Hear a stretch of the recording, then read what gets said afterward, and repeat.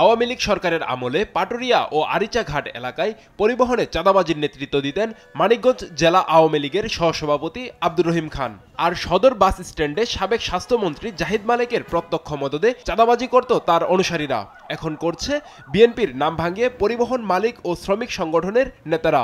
আওয়ামী লীগ নেতা রহিম খান আরিচা ও পাটুরিয়া পরিবহন ও নৌখাতে চাঁদাবাজি করছে, এখনো করতেছে। বর্তমানে তার ভাইগনা আলাল চেয়ারম্যান চাঁদাবাজি করতেছে পরিবহন এবং নৌখাত সব জায়গায় থেকেই।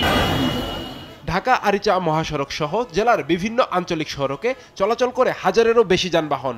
এ সকল যানবাহন থেকে পাটুরিয়া ঘাটে টার্মিনাল চার্জ 50 টাকার বাইরে নেওয়া হচ্ছে 100 থেকে 150 টাকা ও মানিকগঞ্জ বাস টার্মিনালের ইজারা বাবদ 50 টাকা ছাড়াও বাড়তি নেওয়া হচ্ছে আরো 50 টাকা। টার্মিনাল চার্জ হলো 50 টাকা, এখানে নেয় 100 টাকা, মানিকগঞ্জের 50 টাকা নেয় 100 টাকা। এই প্রত্যেক দিন বেশি বেশি নিয়ে লাখ লাখ টাকা তারা নিয়ে যেতেছে। চাঁদাবাজি বন্ধে মামলা করার পর থেকে নিরাপত্তা শঙ্কায় ভুগছেন পরিবহন সংশ্লিষ্ট এই কর্মকর্তা।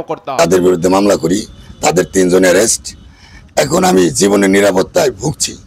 জেলা বিএনপির নেতারা বলছেন, সংগঠনের কোন নেতাকর্মী চাঁদাবাজির সঙ্গে জড়ালে তার বিরুদ্ধে নেওয়া হবে সাংগঠনিক ব্যবস্থা। বিএনপির কোন নেতাকর্মী এখন ওই জাতীয় ভূমিকায় যাওয়ার প্রশ্নই আসে না।